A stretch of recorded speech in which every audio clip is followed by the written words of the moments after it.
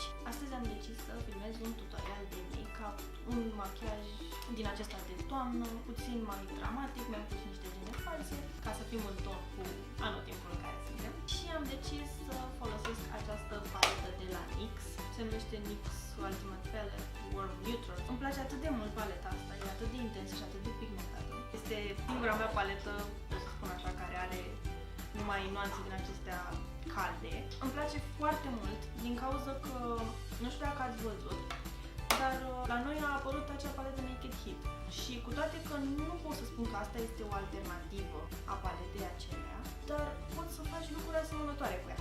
Asta primești 16 nuanțe, bine, cu toate că cele de sus de aici sunt din acestea nuanțe de nude care nu prea se văd cu ele, dar primești 16 nuanțe și în paleta de la Naked Heat primești 12 nuanțe. Asta costă undeva la 86 de lei, sper să nu greșesc. Dacă e 86 de lei, împărțit la 16, dai vreo 5 lei și ceva pe fiecare fac. Îmi place atât de mult și mă inspiră atât de mult paleta asta, încât am decis să fac acest look astăzi. Și după cum am mai spus, puteți să faceți lucruri asemănătoare cu paleta de la Naked Heat. Asta în cazul în care nu vreți să dați banii pe aceea. Și eu mi-aș fi dorit-o, însă nu o am.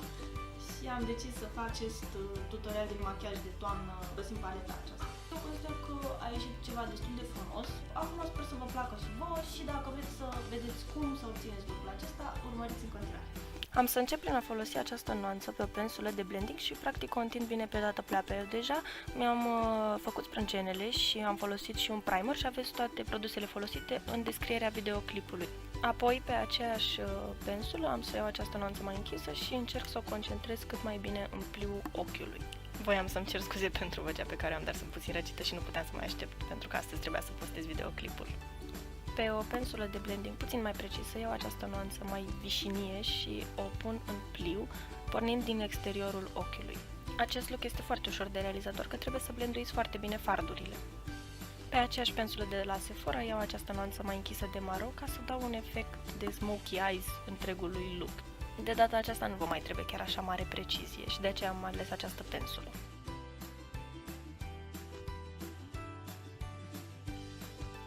Apoi pe o pensulă pentru fard am luat acest alb sclipicios din paletă și l-am folosit ca să îmi iluminez zona de sub sprâncean. Acest pas vă ajută să realizați și o tranziție mai domolă între machiajul ochilor și sprânceană.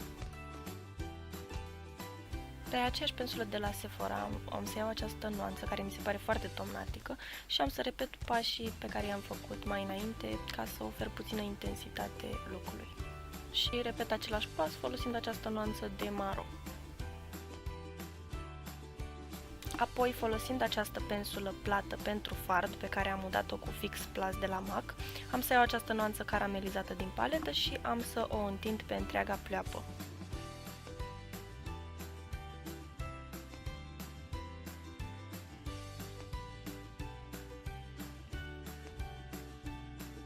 Apoi pe aceeași pensulă de blending de mai devreme, nu mai adaug alt produs, alt fard și pur și simplu folosesc ce a mai rămas și blenduiesc fardurile între ele. Iar apoi intensific din nou acea nuanță de caramel. Și blenduiesc iarăși și tot așa ca să obțin un look frumos. Repet acești pași de câteva ori. Apoi mi-am pus aceste gene false, voi nu este nevoie să vi le puneți dacă nu doriți și dacă nu sunteți adepte, însă mie mi se pare că look-ul arată mult mai frumos cu gene, mi se pare că e mult mai dramatic și mult mai intens așa per total. Apoi mă dau repede cu niște rimel și trecem la machiajul feței.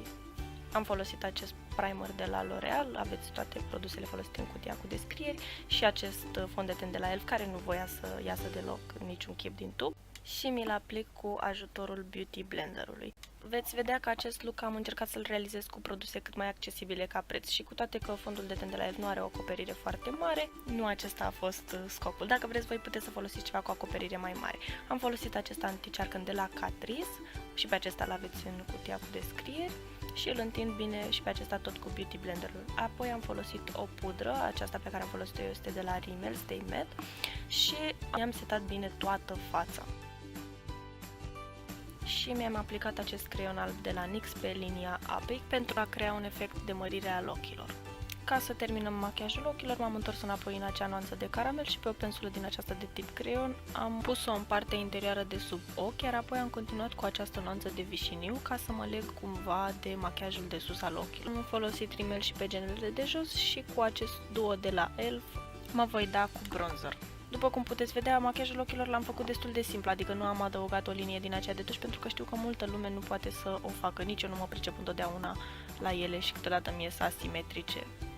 Ca blush l-am folosit pe acesta de la Milani, eu sunt în nuanța numărul 11, dar cum v-am mai spus, veți găsi toate detaliile în descrierea videoclipului.